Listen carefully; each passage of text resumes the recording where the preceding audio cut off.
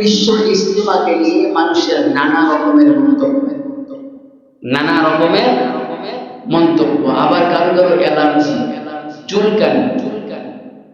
এখন এই বিশ্ব ইজতিমা এটা কি বাইতুল্লাহ যে মানুষ হজ করে, এটার সাথে কি বিশ্ব ইজতিমার তুলনা হয়? তুলনা করা যায়?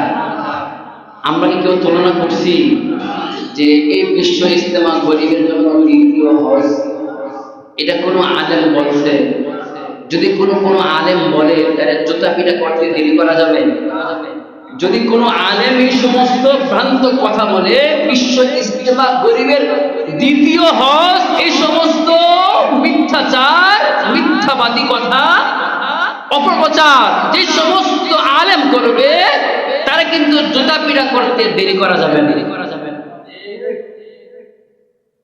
কোথায় হজ্জে বাইতুল্লাহ আর কোথায় বিশ্ব ইজতিমা? এগুলো আমরা বলি, এগুলা আমরা বলি না। যারা যায় তারাও বলে, যারা যায় তারাও বলে না।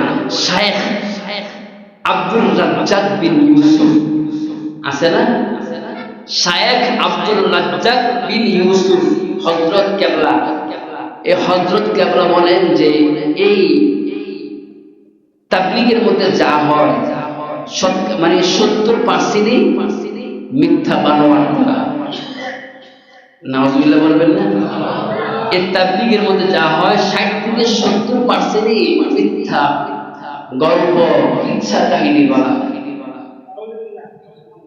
কতটুকু চুলকানি, কি পরিমাণ অ্যালার্জি তার শরীরের মধ্যে।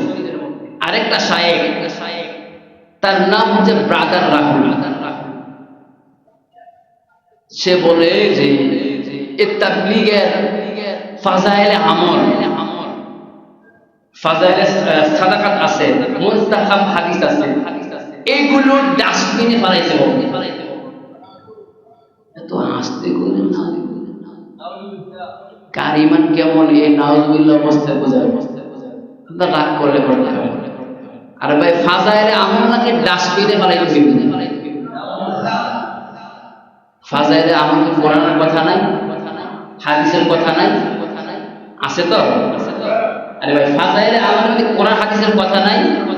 তো যেই পেজের মধ্যে, যেই কিতাবের মধ্যে কোরআনের আয়াত থাকবে, হাদিসের নবীর কথা থাকবে, ওইটা কি ডাস্টবিনে যাবে? তো তার আকীদা কি পরিমাণ ভেজাল আছে, মানে তার কি পরিমাণ নষ্ট। এখন দেখেন না, ফাজাইলে সব কথা তো বলা যাবে না, কি আছে ফাজাইলের মধ্যে, কি আছে দেখা দরকার না জাতির সামনে?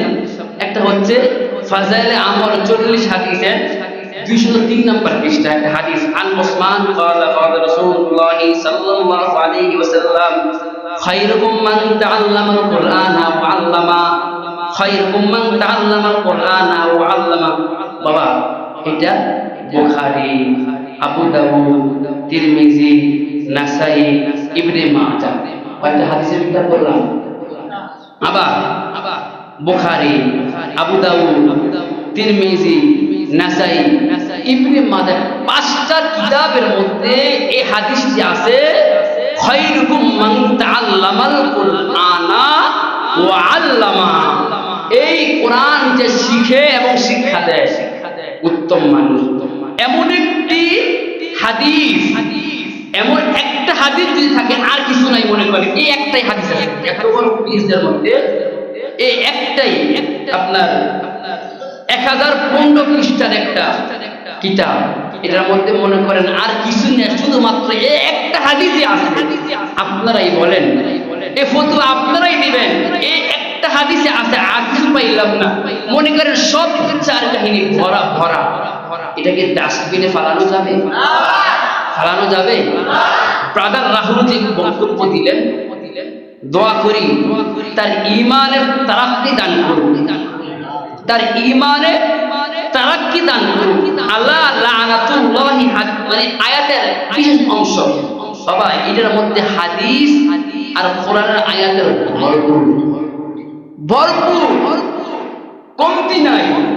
এমন একটি ফাজাইলে আমল ব্রাদার রাহুল বলছে এটা ডাস্টবিনে ফেলাইতে হবে। তার ঈমানের কি পরিমাণ সংশোধন করা দরকার। আল্লাহ তাআলা সমস্ত যাদের চুলকানি আছে, অ্যালার্জি আছে, তাদেরকে বুঝার তৌফিক দান করুন, তাদেরকে বুঝার তৌফিক দান করুন। নবী আলাইহিস সালাতু ওয়াস সালাম বাল্লিগু আন্নী ওয়ালাউ আয়া, তোমরা যাই শিখবা তা গোপন রাখবা না, কি করবা? সেল দিতে হবে, প্রচার করতে হবে। প্রচার করবো তো ইনশাআল্লাহ। তাহলে আজকে আমাদের প্রচার থাকবে কি? আজকের মেসেজ থাকবে, আজকের বার্তা থাকবে আগামী 14ই ফেব্রুয়ারি মাওলানা সাদ সাহেবের বিশ্ব ইজতিমার মধ্যে যাওয়া যাবে না। মুসলমান যেতে পারে না, যাইতেও পারে না। যারা যাবে তাদেরকে আমরা আটকে দেব। পারবো তো ইনশাআল্লাহ? পারবো তো ইনশাআল্লাহ? খেয়াল রাখতে হবে কোন মানুষ যেন এই 14ই ফেব্রুয়ারির ইজতেমা না যায়। কেন? তারা আলেম বিদ্বেষী, তারা আলেম বিদ্বেষী। এই সমস্ত আলেম বিদ্বেষী, আরে যারা বিষ খাওয়ায় মানুষ মারতে চায়, তারা খুনি ছাড়া আর মানুষ ভালো মানুষ হইতে পারে না। তারা খুনি ছাড়া ভালো মানুষ হইতে পারে না। যারা মেহমানদেরকে বিষ খাওয়ানোর মাধ্যমে তারা হত্যা করতে চায়। লা তাকতুলু, লা তাকতুলু, লা তাকতুলু। আপনার মাসআলা বিন আপনার মাযহাব, আমার মাযহাব ভিন্ন হইতে পারে, মাসআলা নিয়ে দ্বন্দ্ব থাকতে পারে, তারপরে আমি তার জন্য আমি আপনাকে বিষ খাওয়াইতে পারি। আল্লাহ তাআলা বুঝার তৌফিক দান করুন, বুঝার তৌফিক দান করুন। বাবা